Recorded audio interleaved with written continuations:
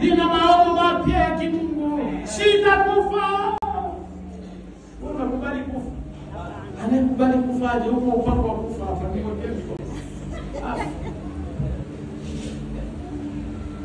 Usijione maiti unayetembea. Usijione marehemu.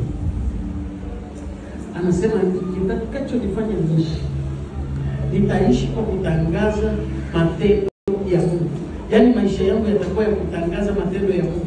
Manunguniko hayatakuwa kwangu. Hayatakuwa kwangu. Sitaishi maisha ya manunguniko. Sitaishi maisha ya omba. Sitaishi maisha ya kulialia. Sitaishi maisha ya magonjwa.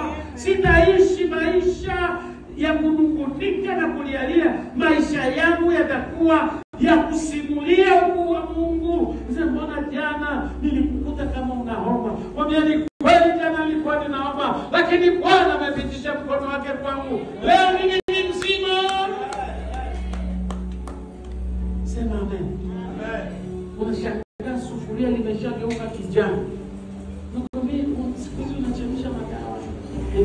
Unamwambia Bwana, nilikuwa na ratiba ya kula bamia na mlenda mwezi huu. Mwezi ujao nina ratiba ya kula kuku kwa sababu Bwana yuko upande wangu, kwa sababu Bwana ananitetea. Niangukapo nitainuka tena. Sema amen. Sema amen. Sema amen.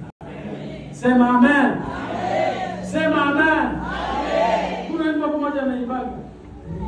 Ninapolala Bwana, wewe wanilinda. Niamkapo Yesu, wewe wanilinda. Nikiziangalia mbingu, ni kazi ya mikono yako, ishara ya ukuu. Wewe Bwana unayo wakutumainio wewe, ni kama mlima Sayuni, upendo wako Bwana kweli wanizunguka. Ninapolala Bwana, wewe wanilinda. Niamkapo Yesu, wewe wanilinda. Katika mishemishe zangu, wewe wanilinda. Ninapotembea wewe wanilinda.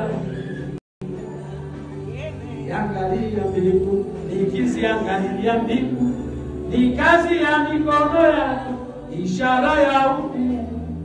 Wewe Bwana wakutumainio wewe, ni kama mlima Sayuni, upendo wako Bwana kweli wanizunguka. Hatuliaji, huwa tunatangaza upendo wa Bwana.